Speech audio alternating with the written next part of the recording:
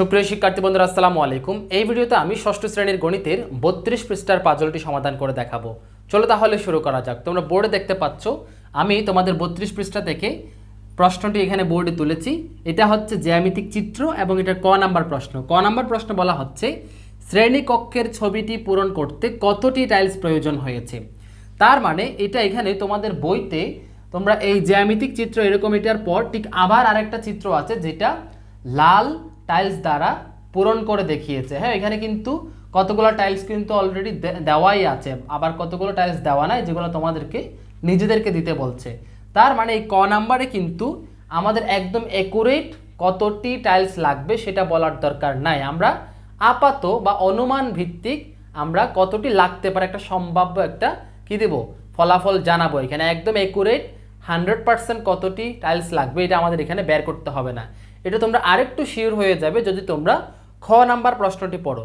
খ নাম্বার প্রশ্নে কিন্তু শ্রেণীকক্ষের এটা সম্পূর্ণ শ্রেণীকক্ষের এটা ক্ষেত্রফল বের করে আবার টাইলসের ক্ষেত্রফল বের করে কতটি প্রয়োজনীয় সংখ্যক টাইলস লাগবে এটা বের করতে বলেছে।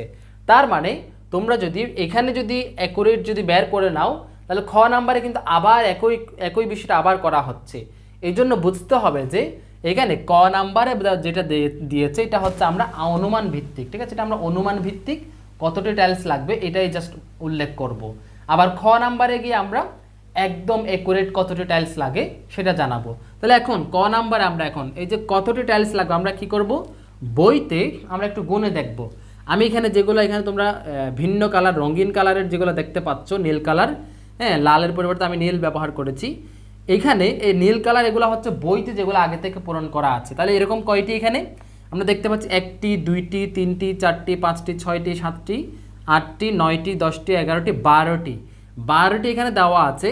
এখানের মধ্যে আমরা দেখতে পাচ্ছি একটা কিন্তু এখানে বাহিরে কিন্তু অর্ধেক বের হয়ে গিয়েছে, মানে শ্রেণীকক্ষটার বাইরে অর্ধেক বের হয়ে গিয়েছে, ঠিক আছে।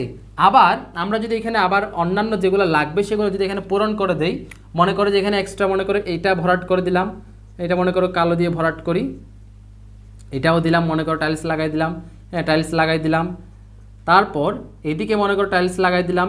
এখানে কি বিষয়টা ঘটবে, এখানে একটা বিষয় তোমরা দেখো, এখানে আমরা এদিকে যেই বর্গাকার টাইলসটা আমরা বসালাম এটার কিন্তু অবশিষ্ট কিছু অংশ বাইরে চলে এসেছে। আমরা এটার যেটা অবশিষ্ট বাইরে চলে এসেছে এটা যদি কেটে নেই, কেটে নিয়ে যদি এদিকে বসাই দেই, হ্যাঁ আবার অন্য একটা টাইলস যেমন মনে করো যে এই টাইলসটা এটাও কিন্তু কিছু কিছু বাড়তি, হ্যাঁ আবার এই যে এগুলাতেও কিন্তু কিছু বাড়তি রয়ে যাচ্ছে। বাড়তি বলতে কোন রকম, মানে এই যে এখানে কিন্তু আমরা এই যে এই টাইলসটা যে পূরণ করলাম এখানে কিন্তু রেখাটা কিন্তু কি হয়ে যায়, যেমন এই রেখাটা কিন্তু একটু বাইরে চলে এসেছে, এটার বাইরে এদিকেও কিন্তু আরেকটা টাইলস বসাতে গেলে এদিকে বাইরে চলে আসবে। তাহলে এই সব বিষয় বোঝাতে চাচ্ছে যেগুলা বাহিরে চলে যাবে এগুলা কেটে নিয়ে আমরা অন্য একটা জায়গায় বসাতে পারি। সেই হিসেবে আমরা যে আপাতত এই যে এখন যে পূরণ করে দিলাম, হ্যাঁ এগুলো এখন হিসেব করে আমরা কয়টা গুনবো, কয়টা গুনে দেখবো। যেমন এদিকে একটা ফাঁকা আছে, এদিকে ফাঁকা আছে, এগুলো আমরা এখন নতুন কোনো টাইলস বসাচ্ছি না। কেন?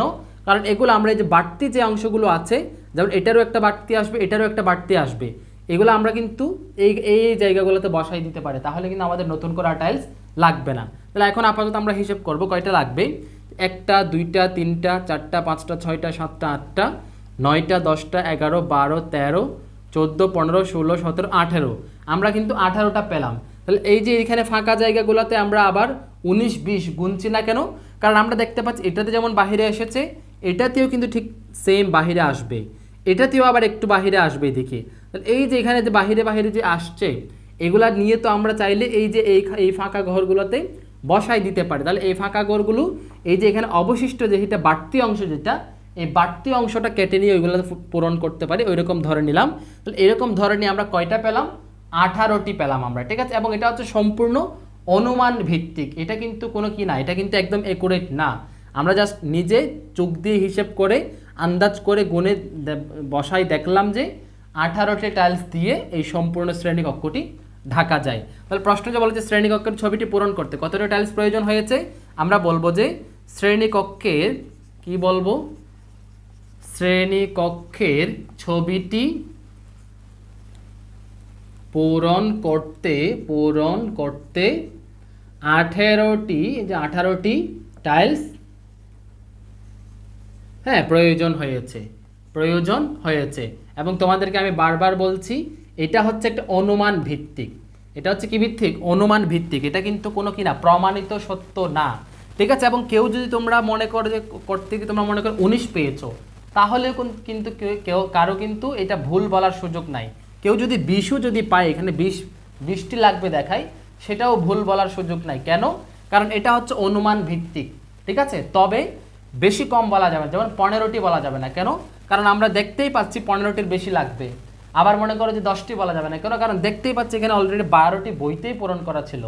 এই জন্য আমরা কিন্তু 18, 19, 20 এরকম যে কোনো একটা সংখ্যা বললে সবগুলাই কিন্তু সম্ভাব্য সঠিক। কারণ কেন? এটা অনুমান ভিত্তিক একটা অঙ্ক। তাহলে ক নাম্বারে আমরা জাস্ট এই যে অনুমান নির্ভর করে সম্ভাব্য একটা বলবো কত, 18টি টাইলস প্রয়োজন হয়েছে, ঠিক আছে। এটা আমরা সম্পূর্ণ চোখে দেখে হিসেব করে হাতে গুনে একটা আইডিয়া করে বললাম। এবার আমরা খ নাম্বার প্রশ্নে যাব। এবার খ নাম্বার প্রশ্নটি দেখো, বলা হচ্ছে ছবিতে দেখানো শ্রেণীকক্ষ এবং একটি টাইলসের ক্ষেত্রফল নির্ণয় করে প্রয়োজনীয় টাইলসের সংখ্যা হিসাব করো। সংকেত, একটা সংকেত দেওয়া আছে কি দেখো, এ বি ও ইডি রেখা সমান্তরাল, ত্রিভুজ এ বি এফ ও ত্রিভুজ বি সি এফ এর উচ্চতাগুলো এঁকে নিতে পারো। তার মানে এই যে খ নাম্বারটা সমাধান করার জন্য আমাদেরকে সবার প্রথমে যেটা জরুরি সেটা হচ্ছে সম্পূর্ণ জ্যামিতিক চিত্রটা আমাদেরকে ভালোভাবে বুঝতে হবে। যেটা তোমরা এই যে এখানে দেখতে পাচ্ছ, তোমাদের বইতেও নিশ্চয়ই আছে। আমরা এই জ্যামিতিক চিত্রটা একটু দেখবো আগে। এখানে আমরা ইডি এর মান দেওয়া আছে 30 একক, আবার ই কোণ দেওয়া আছে, তোমরা দেখতে পাচ্ছ তোমাদের বইতেও আছে সমকোণ, ডি কোণ সমকোণ। আবার ইএফ দেওয়া আছে 20 একক, ঠিক আছে। আবার এই যে ডিসি এর মান তাহলে কত হবে, তাহলে ইএফ এবং ডিসি যেহেতু সমান্তরাল, তাহলে অবশ্যই ইএফ এর মান 20 একক হলে ডিসি এর মানও কত হবে, বা ডিসি বা সিডি বলি, 20 একক হবে। আবার ইডি এবং এফসি বা সিএফ যেহেতু সমান্তরাল এবং এটার মান হবে যে কত, 30 একক। তাহলে আমরা ইডি এর মান পেলাম 30 একক, সিএফ এর মান পেলাম 30 একক, আবার ইএফ এর মান 20 একক, সিডি এর মান পেলাম 20 একক। তার মানে আমরা দেখতে পাচ্ছি এখানে দুইটা বাহু সমান এবং সমান্তরাল এবং কোণগুলো কিন্তু সমকোণ। তার মানে আমরা বুঝতে পারলাম যেটা একটা চতুর্ভুজ ক্ষেত্র। এবং চতুর্ভুজ তো অনেক রকমের আছে, মানে বর্গ আছে, আয়ত আছে, রম্বস আছে, তাই না, আবার ট্রাপিজিয়াম আছে। তাহলে এখান থেকে এটা কোন চতুর্ভুজ হলো, এটা একটা আয়ত হলো। তাহলে আয়তের ক্ষেত্রফল কিভাবে বের করে, দৈর্ঘ্য গুণ প্রস্থ দিয়ে আয়তের ক্ষেত্রফল বের করে। তাহলে আমরা এই যে সিডিইএফ এর ক্ষেত্রফল আমরা আয়তক্ষেত্রের ক্ষেত্রফল দিয়ে বের করে নেব। তারপর দেখো, তারপর উপরে যেটা আছে, উপরে দুইটা ত্রিভুজ আছে কিন্তু তোমাদের বইতে এখানে এই যে দেখো বলা হচ্ছে যে প্রশ্নে ত্রিভুজ এ বি এফ ও ত্রিভুজ বি সি এফ এর উচ্চতাগুলো এঁকে নিতে পারো। ঠিক আছে, তার মানে আমাদেরকে এটা দুইটা ত্রিভুজ আলাদা আলাদাভাবে দেখাতে হবে। আমি এটা কেন বলছি, কারণ আমরা যদি যে এ বি সি এফ এই সম্পূর্ণ ক্ষেত্রটা চিন্তা করি, তাহলে এটা কিন্তু একটা ট্রাপিজিয়াম হয়। মানে এ বি সি এফ কেন ট্রাপিজিয়াম, ট্রাপিজিয়াম কি, ট্রাপিজিয়াম হচ্ছে একটা চতুর্ভুজ, হ্যাঁ, যেটার বৈশিষ্ট্য হচ্ছে দুইটা বাহু সমান্তরাল আর অপর দুইটা বাহু অসমান্তরাল। মানে চতুর্ভুজের যে 4টা বাহু থাকে তার মধ্যে দুইটা বাহু সমান্তরাল হবে এবং অপর দুইটা বাহু অসমান্তরাল যদি হয় সেটাকে আমরা ট্রাপিজিয়াম বলি। তার মানে এখানে দেখো এ বি এবং সি এফ সমান্তরাল, আবার এফ এবং বিসি কিন্তু দুটো অসমান্তরাল, এই জন্য এই সম্পূর্ণটা কিন্তু একটা ট্রাপিজিয়াম। এবং এটা আমরা চাইলে ট্রাপিজিয়ামের সূত্র দিয়েও কিন্তু আমরা কি করতে পারি, এটার ক্ষেত্রফল বের করতে পারি। ট্রাপিজিয়ামের সূত্র তোমরা এই যে স্ক্রিনে দেখতে পাচ্ছ, হ্যাঁ, হাফ ইন্টু সমান্তরাল বাহুদ্বয়ের যোগফল ইন্টু উচ্চতা। কিন্তু আমরা এটা এই যে ট্রাপিজিয়ামের ক্ষেত্রফল দিয়ে কিন্তু এটা করব না। কেন? কারণ আমাদের প্রশ্নে কিন্তু দুইটা আলাদা ত্রিভুজ উল্লেখ করে দিয়েছে, এই জন্য আমরা ত্রিভুজের ক্ষেত্রফল দিয়ে এটা বের করব, নির্ণয় করব। ত্রিভুজ দুইটা কি, এ বি এফ। এখন ত্রিভুজের ক্ষেত্রফল বের করার জন্য কি লাগবে, আমাদের ভূমি লাগবে, উচ্চতা লাগবে। এখন ভূমি তো আমরা 15 একক ধরতে পারবো, তাহলে উচ্চতা কত জানবো, উচ্চতা এখানে দেখো, এখানে ই থেকে একদম উপরে যদি আমরা এই যে এ পর্যন্ত এর সাথে যদি আমরা এখানে যদি একটা রেখা কল্পনা করে টানি, তার মানে সম্পূর্ণটার দৈর্ঘ্য এখানে দেওয়া আছে 28 একক। তাহলে এই 28 এককের থেকে কিন্তু আমরা 20 এককটা যদি বাদ দিয়ে দেই, তাহলে এই যে এ বি এফ ত্রিভুজের একটা উচ্চতা পাবো। এই উচ্চতার মান হবে যে 8 একক, ঠিক আছে। এই 8 একক কিন্তু আবার এই যে এই ত্রিভুজের ক্ষেত্রে বি সি এফ ত্রিভুজের ক্ষেত্রেও কিন্তু একই উচ্চতাটা প্রযোজ্য, মানে হচ্ছে 8 একক। এটা কিন্তু এ বি এফ ত্রিভুজের উচ্চতা, আবার বি সি এফ ত্রিভুজেরও উচ্চতা, ঠিক আছে। তার মানে আমরা এখানে দুইটা ত্রিভুজ পেয়ে গেলাম, ত্রিভুজের ভূমি এবং উচ্চতাও পেয়ে গেলাম। এবার আমরা সম্পূর্ণ ক্ষেত্রটার কিন্তু এখন আমরা ক্ষেত্রফল নির্ণয় করতে পারবো।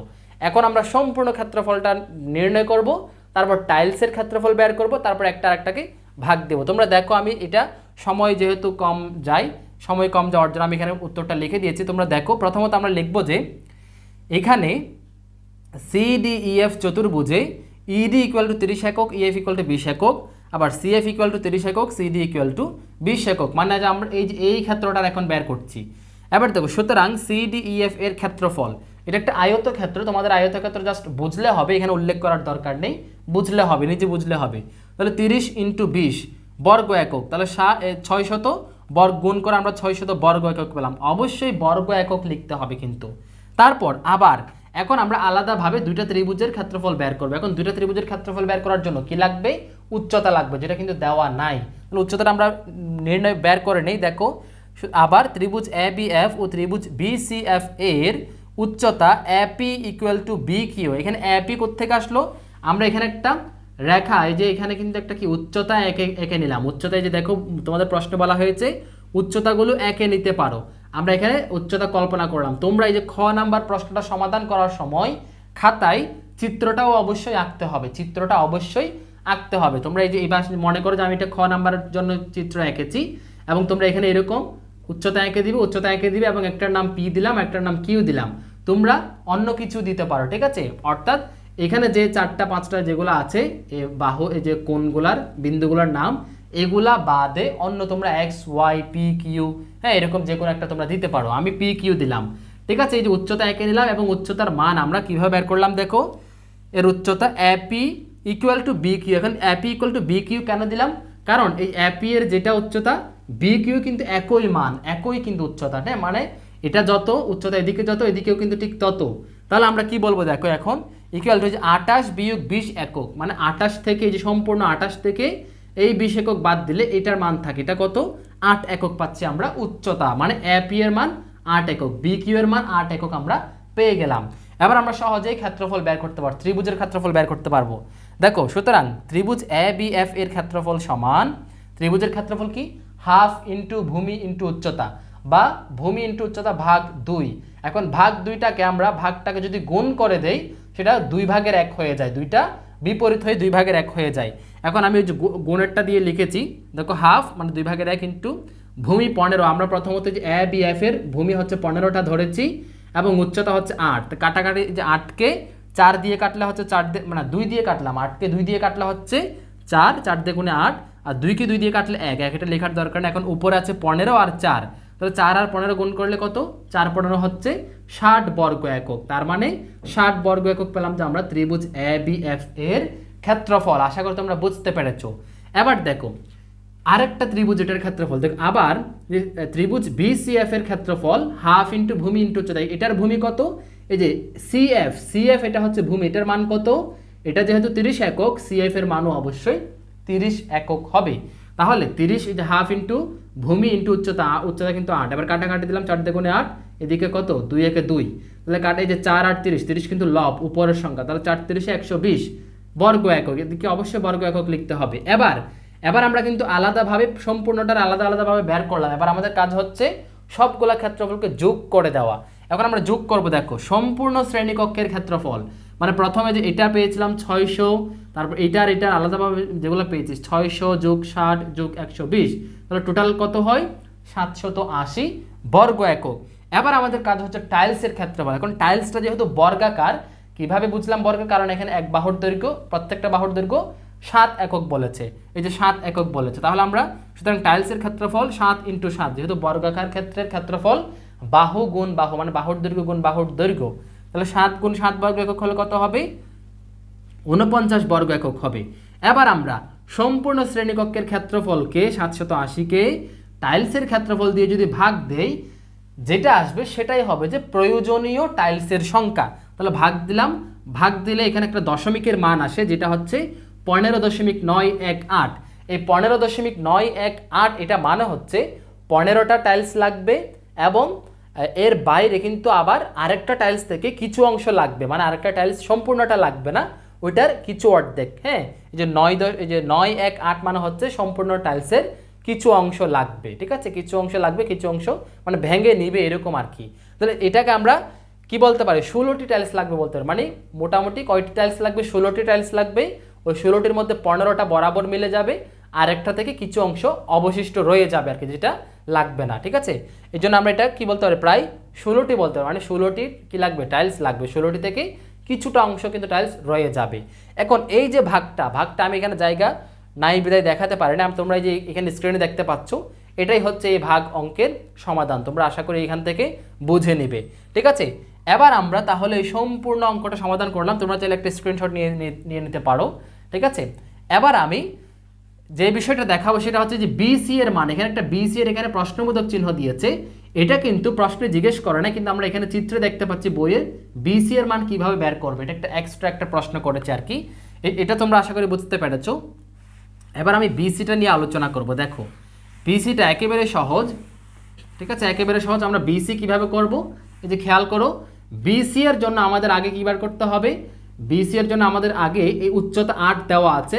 এখন এই যে কিউসি, এই ভূমিটা লাগবে, এই কিউসি অর্থাৎ আমরা যদি সমকোণ, হ্যাঁ সমকোণী ত্রিভুজ চিন্তা করি, সমকোণী ত্রিভুজের ক্ষেত্রে পিথাগোরাসের একটা সূত্র আছে, সেটা হচ্ছে মানে সমকোণী ত্রিভুজের ক্ষেত্রে হতে হবে কি, পিথাগোরাসের সূত্রটা কি, পিথাগোরাস, ঠিক আছে, পিথাগোরাসের সূত্র। এটা কিসের ক্ষেত্রে, সমকোণী ত্রিভুজের ক্ষেত্রে। আমি সমকোণী ত্রিভুজটা মুখে বলে দিচ্ছি, ঠিক আছে। পিথাগোরাসের সূত্র হচ্ছে কি, অতিভুজ স্কয়ার, মনে রাখবে অতিভুজ স্কয়ার, দেখো অতিভুজ স্কয়ার সমান ভূমি স্কয়ার, মানে ভূমির বর্গ যোগ লম্ব স্কয়ার, হ্যাঁ লম্ব স্কয়ার। এটা হচ্ছে পিথাগোরাসের সূত্র এবং এটা হচ্ছে সমকোণী ত্রিভুজের ক্ষেত্রে প্রযোজ্য। তাহলে এটা যেহেতু লম্ব কিন্তু সবসময় সমকোণে আসে, তাহলে এই যে বি সি কিউ বা বি কিউ সি, এটা একটা সমকোণ পাবো, এটাতে আমরা এই সূত্রটা প্রয়োগ করব। এখন কিউ সি এর মান তো আমাদের জানা নাই, আমাদের জাস্ট একটা 8 এর মান জানা, তাহলে কিউ সি এর মান কিভাবে বের করব। দেখো এদিকে যে একটা এই যে এফ এ 10 একক দেওয়া আছে, তোমাদের বইতেই দেওয়া ছিল, এই যে এফ এ সমান 10 একক, আবার উচ্চতা কিন্তু 8 একক, তাহলে আমরা যে এ এফ পি, এদিকে একটা সমকোণী ত্রিভুজ তৈরি হলো না, তাহলে এ এফ পি এর আমরা কি বের করব, মান বের করব। তাহলে এ এফ পি কিভাবে বের করব, দেখো এখানে অতিভুজ হচ্ছে কোনটা, এই যে সমকোণের বিপরীত বাহুটা হবে যে অতিভুজ, এখানে সমকোণ হচ্ছে পি, কোনটা সমকোণ, তাহলে সমকোণের বিপরীত বাহু হচ্ছে এফ এ, এই 10 এটা হচ্ছে অতিভুজ, তাহলে এফ এ একটা বিষয় দেখো, এফ এ স্কোয়ার সমান লম্ব স্কোয়ার কত ধরো আমরা, এ পি স্কোয়ার প্লাস ভূমি স্কোয়ার, ভূমি মানে মনে করো যে পিএফ, হ্যাঁ পিএফ বা এফপি যেটাই বলো না কেন। এবার মান বসায় আমরা, এফ এ হচ্ছে 10 স্কোয়ার, তারপরে এপি হচ্ছে কত 8 স্কোয়ার, যোগ পিএফ হচ্ছে কত, পিএফটা আমরা জানি না, পিএফটা আমরা বের করব, ঠিক আছে, পিএফটা বের করব। তাহলে এখন দেখো এটা হচ্ছে 100, 10 10 100, 8 8 64, 8 8 বাংলা ইংলিশ হয়ে যাচ্ছে না, এটা 64 যোগ পিএফ স্কোয়ার, ঠিক আছে। এবার কি করবো দেখো, আমরা পক্ষান্তর করলে 100 থেকে 64 মাইনাস যাবে, 100 থেকে 64 কি যাবে, মাইনাস যাবে, এদিকে পিএফ স্কোয়ার, তাহলে মাইনাস করলে কত হয়, এটা বিয়োগ করলে হবে যে আমরা 100 থেকে 4 দিকে হবে যে এই 4 চলে গেলে হচ্ছে 6, তারপর এটা হয়ে গেল, এটা 9 হয়ে গেল, 9 থেকে 6 চলে গেলে 3, 36, হ্যাঁ 36 পাচ্ছি আমরা, এটা হচ্ছে পিএফ স্কোয়ার, মানে পিএফ এখানে কিন্তু বাহু ডাবল বর্গ কিন্তু, তাহলে এই বর্গটা আমরা বাদ দিতে গেলে আমরা কি করব, বর্গমূল করব, এই বর্গমূল এরকম 36-এর বর্গমূল করলে পিএফ হয়ে যাবে, পিএফ হয়ে মানে পিএফকে বর্গমূল করে পিএফ হলো, পিএফ স্কোয়ারকে বর্গমূল করে পিএফ হলো, 36কে বর্গমূল করলে 6 পাই আমরা, কত পাবো, সমান সমান 6, আচ্ছা এদিকে দেখাই, পিএফ সমান সমান 6, তাহলে 6 যে আমরা পেলাম, 6 6 36 জন্য বর্গমূল করে 6 পেলাম, এই 6টা এখন পিএফ এর মান, এখন 6 যদি পিএফ এর মান হয়, তোমরা একটু খেয়াল করো, এ বি এর কিন্তু এটা লম্ব টেনেছে মানে সমান এখানে নেমেছে, সমান এখানে নেমেছে, তার মানে এ বি সমান যদি 15 একক হয়, পি কিউ সমান কিন্তু 15 একক হবে। তাহলে দেখো এই এফ সি রেখাটাকে আমরা এভাবে বলতে পারি না যে এফ পি যোগ পি কিউ যোগ কিউ সি, ঠিক আছে, যোগ কত কিউ সি সমান সমান কত, সমান সমান কিন্তু 30, সমান সমান 30। এখন একটা বিষয় দেখো, এইটা সমান যে 6, এটা তো তোমরা জানো। এবার দেখো এটা আমরা বলবো যে এবার এফ পি এর মান আমরা পেয়েছি কত, এখনই পেলাম যে 6 যোগ পি কিউ, যে এটা সমান সমান যেহেতু পি কিউ, তাহলে 15 যোগ কিউ সি, এখন কিউ সি এর মান আমরা জানি না, এটা বের করবো, সমান 30। তাহলে কত দেখো, এটা 6 আর 15 যোগ করলে হচ্ছে কত 21, 21 যোগ কিউসি সমান 30। তাহলে আমরা কি করব এখন আমরা আচ্ছা এখানে আমি বাংলা আর ইংলিশ মনে হয় মিক্স করে দিচ্ছি, এখানে এটা 30 হবে, এটাও 30 হবে। আচ্ছা এবার বা কিউসি ইকুয়াল টু, এই যে 21কে পক্ষান্তর করলে 30 থেকে মাইনাস হয়ে যাবে 21, মানে পাচ্ছি কত আমরা পাচ্ছি যে আমরা 9 পাচ্ছি। এত কাজ করতে হয়েছে জাস্ট আমাদের এই কিউসি এর মান বের করার জন্য। তাহলে কিউসি এর মান আমরা কীভাবে বের করলাম দেখেছো, আমরা পিথাগোরাসের সূত্র এটাতে প্রয়োগ করে কি এই যে প্রথমত পিএফ এর মান বের করলাম, পিএফ এর মান বের করার পর এই কাজটা করে আমরা এই কিউসি এর মান বের করলাম যে 9। এবার আসো, এটা আমি মুছে দিচ্ছি, এটা আশা করি তোমরা বুঝেছো। এবার আমরা ওই যে এই কিউসি এর মান 9 পেলাম, তাহলে এবার কিউসি এর মান যদি 9 পেয়ে যায় তাহলে আমরা এই সমকোণী বিসি কিউ সমকোণী ত্রিভুজের ক্ষেত্রে আবার পিথাগোরাসের সূত্রটা প্রয়োগ করি। তাহলে কি হবে, এখানে সমকোণ যেহেতু কিউ কোণটা, এই সমকোণের বিপরীত বাহু বিসিটা হচ্ছে অতিভুজ, তাহলে বিসি স্কোয়ার মানে অতিভুজ স্কোয়ার ইকুয়াল টু লম্ব স্কোয়ার, লম্ব হচ্ছে বি কিউ স্কোয়ার যোগ ভূমি হচ্ছে কিউ সি স্কোয়ার। তাহলে বিসি স্কোয়ারের মান আমরা তো বের করবো, এই জন্য এটা বিসি স্কোয়ার এদিকে লিখে দেই। এবার বি কিউ এর মান তো হচ্ছে কত 8 স্কোয়ার, হ্যাঁ, যোগ এই কিউসি এর মান হচ্ছে কত এখন বের করলাম 9, মানে 9 স্কোয়ার, ঠিক আছে। তারপর এটা হচ্ছে 8 8 64, 8 8 কত 64, 9 9 81, এদিকে বিসি স্কোয়ার আর কি বিসি স্কোয়ার। এবার যোগ করলে 4 একে 5, 8 6 হচ্ছে 14, 145 পাই আমরা, 145। এবার আমরা বিসিকে বিসি স্কোয়ারের পরিবর্তে আমরা বিসি লিখলে এদিকে কী হবে বর্গমূল হবে, বর্গমূল 145, ঠিক আছে। 145-এর বর্গমূল কত, তোমরা 145-এর বর্গমূল নির্ণয় করবে। এখন 145-এর বর্গমূল আমরা জানি 12 12 144, 12 12 144, তাহলে 12কে 13 13 কিন্তু আরও অনেক বেশি হয়ে যায়, তাই আমরা 13 13 লিখবো না, এটা কিন্তু পূর্ণবর্গ সংখ্যা নয়, এটার মান হবে যে 12.04, এরকম একটা মান আসবে, 12.04 আসবে যে বিসি এর মান। তাহলে বিসি এর মান কত পেলাম, এই যে বিসি ইকুয়াল টু 12.04। এইভাবে আমরা বিসি এর মান বের করবো। আশা করি তোমরা বুঝতে পেরেছো, ঠিক আছে, এটা তোমরা আশা করি বুঝতে পেরেছো। এই হচ্ছে বিসি এর মান। এবার তাহলে খ নাম্বার প্রশ্ন হয়ে গেল, এবার গ নাম্বার প্রশ্নে আসো। গ নাম্বার প্রশ্নে বলা হয়েছে ক এবং খ এর মধ্যে যে আমরা টাইলসের সংখ্যা পেয়েছি তার মধ্যে কি যৌক্তিক ব্যাখ্যা দিতে বলেছে। তাহলে কতে আমরা কত পেয়েছিলাম, কতে আমরা পেয়েছিলাম যে 18টি, আমরা জাস্ট অনুমান করে একটা 18টি কি পেয়েছিলাম, 18টি টাইলস হিসেব করেছিলাম। এটা আমি দেখাই তোমাদেরকে, এগুলো আশা করি বুঝেছো। এবার গয়ের আলোচনা আর কি, হ্যাঁ, এবার গয়ের আলোচনা, ঠিক আছে।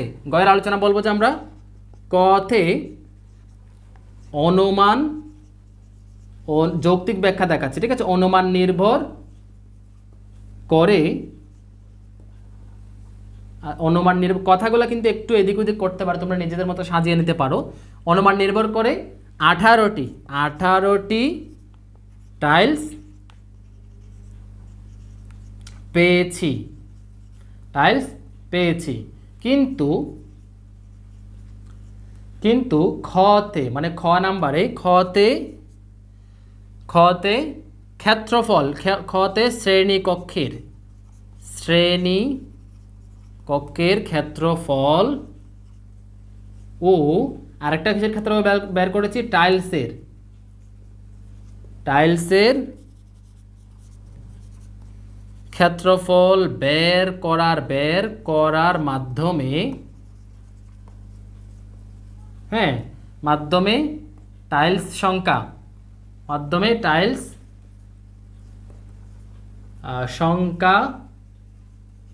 পাই কত পেয়েছি 16টি, ঠিক আছে, বা 15 দশমিক কত ছিল 15.918 ছিল, তাই না। তাহলে আমরা কত পাই, আচ্ছা 16টি বলে দিই, 16টি, ঠিক আছে, যা, হ্যাঁ, অতএব বলা যায় হ্যাঁ, বলা যায় যে খতে প্রাপ্ত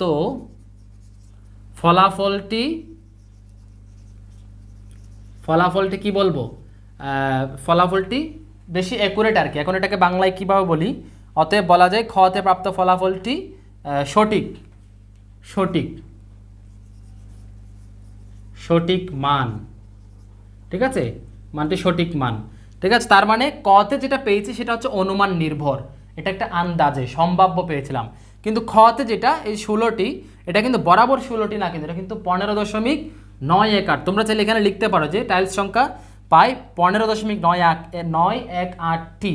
অতএব বলা যায় খতে প্রাপ্ত ফলাফলটি সঠিক মান। সঠিক মান বলতে এটা একেবারে অ্যাকুরেট, যেখানে 15টি টাইলস লাগার পর আর একটা টাইলস থেকে কিছু অংশ ভেঙে ফেলে দিয়ে, কেটে ফেলে দিয়ে আর ওইটা বাকিটা দিলেই বরাবর সম্পূর্ণ শ্রেণীকক্ষটা টাইলস দিয়ে ঢাকা যাবে।